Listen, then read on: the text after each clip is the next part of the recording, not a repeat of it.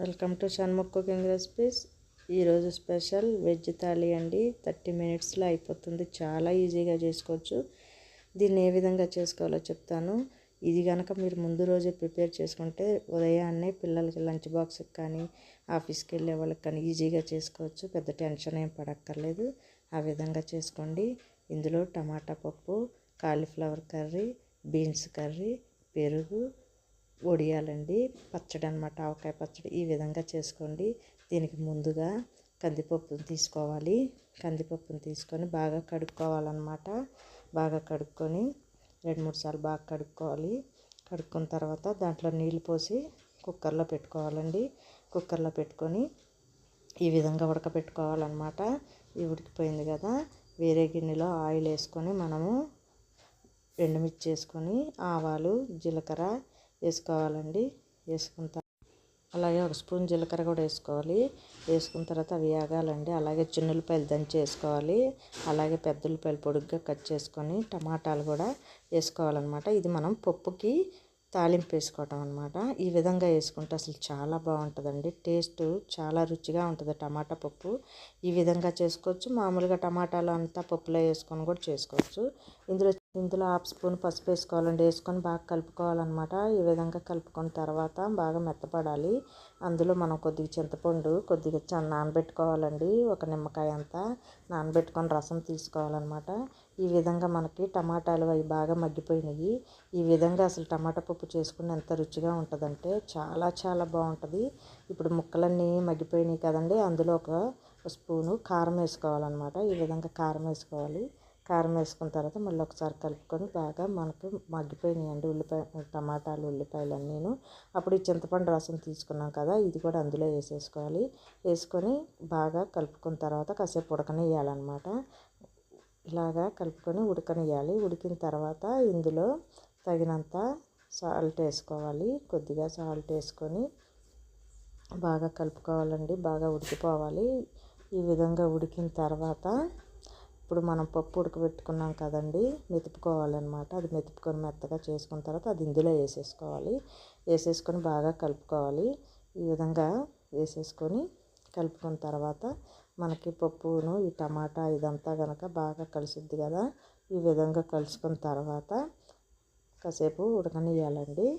అంతేనండి. ఈ విధంగా కాసేపు ఉడకనిచ్చినాక ఒక 10 మినిట్స్ లేకపోతే 15 మినిట్స్ ఉడికినాక అంతే, పప్పు రెడీ అయిపోయింది. ఈ విధంగా అయిపోయిందండి పప్పు. తర్వాత మనం బీన్స్ కర్రీ చేసుకుందాం. ఇది పక్కన పెట్టేసుకుందాం. బీన్స్ తీసుకోవాలంటే 1/4 కిలో బాగా కడుక్కోవాలి. సన్నగా ముక్కలు కట్ చేసుకొని మనం ఇలా ఈ విధంగా ఉడకపెట్టుకోవాలి. అలాగే క్యారెట్ కూడా తురుముకొని పెట్టుకోవాలండి. బాండీ తీసుకొని అందులో ఆయిల్ వేసుకోవాలి. ఆయిల్ వేసుకొని అందులో మినపప్పు వేసుకోవాలి. వేసుకున్న తర్వాత కొద్దిగా ఆవాలు వేసుకోవాలి, 1 స్పూను.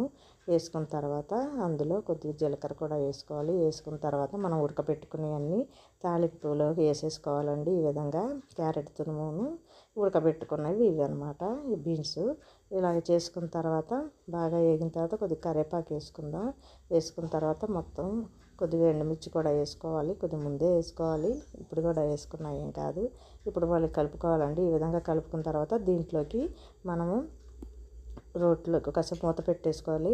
ఉడుకుతూ ఉండాలి. ఈలోపు జీలకర్ర 1 స్పూను, చిన్నులపాయలు 4-5 వేసుకొని కారం వేసుకొని మనం దంచుకొని ఒక పొడి దంచుకొని పక్కన పెట్టుకోవాలి. పక్కన పెట్టుకున్న తర్వాత మూత తీసి చూస్తే బాగా మగ్గిపోయినాయండి. ఈ విధంగా మగ్గిన తర్వాత మనం ఏం చేయాలంటే కాసేపు వేపుతూ ఉండాలి. వేగిన తర్వాత దాంట్లోకి మనం దంచుకున్నాం కదండి, ఇది చిన్నులపాయ, కారము, జీలకర్ర ఇది వేసుకోవాలన్నమాట. ఇది వేసుకోవటం వలన మనకి చాలా బాగుంటుందండి కర్రీ. గోరుచిక్కుడుకాయ కర్రీ చాలా చాలా రుచిగా ఉంటుంది అనమాట. ఈ విధంగా కలుపుకున్న తర్వాత కాసేపు మళ్ళీ ఒక 2 మినిట్స్ మూత పెట్టేసుకోవాలన్నమాట. మూత పెట్టుకుంటే మనకు ఆ ఫ్లేవర్ అంతాను ముక్కలకి ఇది అయ్యిద్ది. ఆ కారం అంతాను చాలా చాలా బాగుంటుంది అనమాట. తీసి మూత తీసి చూస్తే అంతేనండి, అయిపోయింది. ఈ విధంగా కాసేపు తిప్పుకోవాలి. తిప్పుకున్న తర్వాత మనకి మొత్తానికి పట్టేసి ఉంటుంది కదా, చివర్లో కొత్తిమీర వేసి జల్లుకొని సర్వ్ చేసుకుంటుంది. అంతేనండి, రెడీ అయిపోయింది. ఇప్పుడు కొత్తిమీర వేసేసుకుందాం. వేసేసుకొని దీన్ని పక్కన పెట్టేసుకుందాం. అలాగే వేరే కర్రీ ప్రిపేర్ చేసుకుందాము. తాలింపు వేసుకోవాలి. ఆయిల్ వేసుకొని ఎండుమిర్చి వేసుకున్న తర్వాత కొద్దిగా ఆవాలు వేసుకొని కొద్దిగా జీలకర్ర వేసుకోవాలి.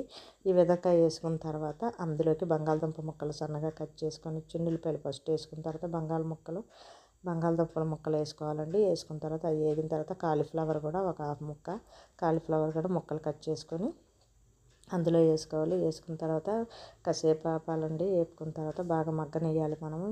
ఈ విధంగా మగ్గిపోతాయండి. ఈ విధంగా మగ్గిన తర్వాత అందులో కొద్దిగా పసుపు వేసుకోవాలి.